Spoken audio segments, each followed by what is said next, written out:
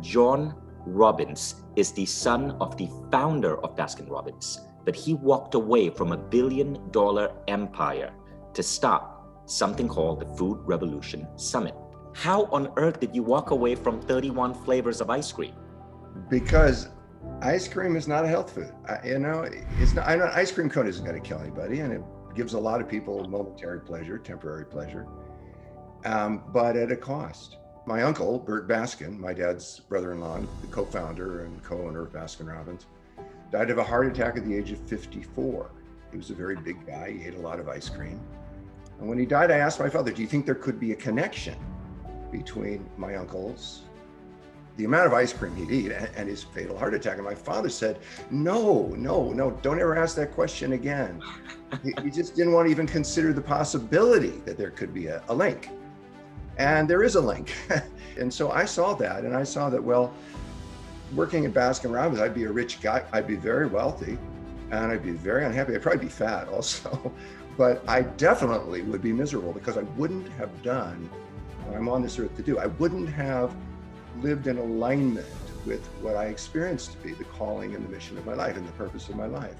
And so there wasn't any choice for me. 16 hours ago, Michelle Obama got on The Daily Show. She said something really interesting. When I first got to America, I was like, what, how much is an avocado? That's right. I was like, that's this is, right. how much is this? Because in South Africa, the treat is the McDonald's. Yeah. Your family can't just buy you that every day. That's right. In America, it's like, no, the fast food is affordable. Well, and that's In your how, work- that's how it was for us growing up, so this is also Right. generational. I mean, the whole notion of going out wasn't something that you did. People couldn't afford it, and it wasn't Yeah, available yeah. like that. So going to a fast food place was a treat, but for the most part, being able to afford to live meant you had to cook. For the poor in America, right, it's cheaper to eat at McDonald's than to, because many of them are working 2-3 jobs, it's cheaper to eat at McDonald's than to come home, cook, take care of the kids.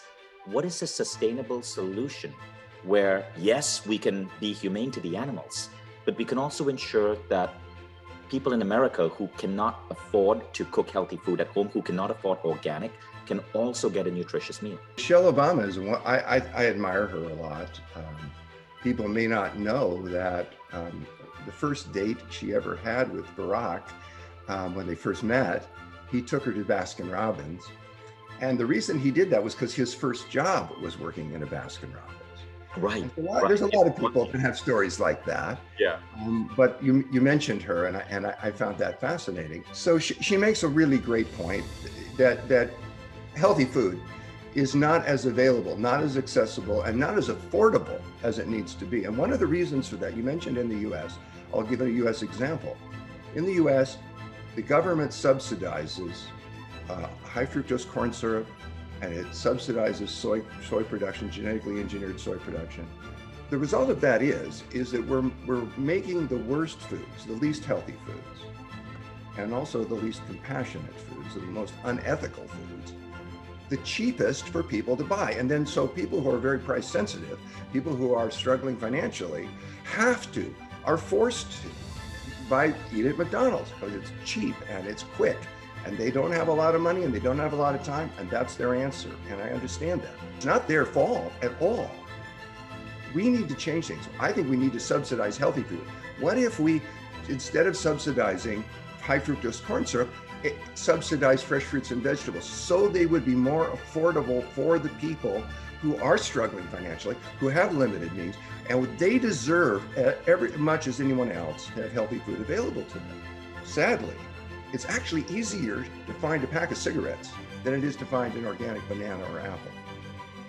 And that says something about our values and what we've subsidized and what corporations are controlling our policies. And that doesn't have to be. We can eat food that will actually give us the highest possibility of living our life purpose fully and beautifully and lovingly and caringly with other people. We can do something about the mess our planet's in. We can do something about the biodiversity loss and the species extinction. We can do something about the greenhouse gas emissions. We can do something about our own health all at the same time. Yes, I left enormous financial security and I moved into a lot of financial insecurity. And people could think, well, why would you do that? And the answer is because I felt so much more emotionally secure and spiritually secure, because I was now living in accord with who I am to be, who I really am in my heart and soul, and who I am in this world that needs so much healing and help.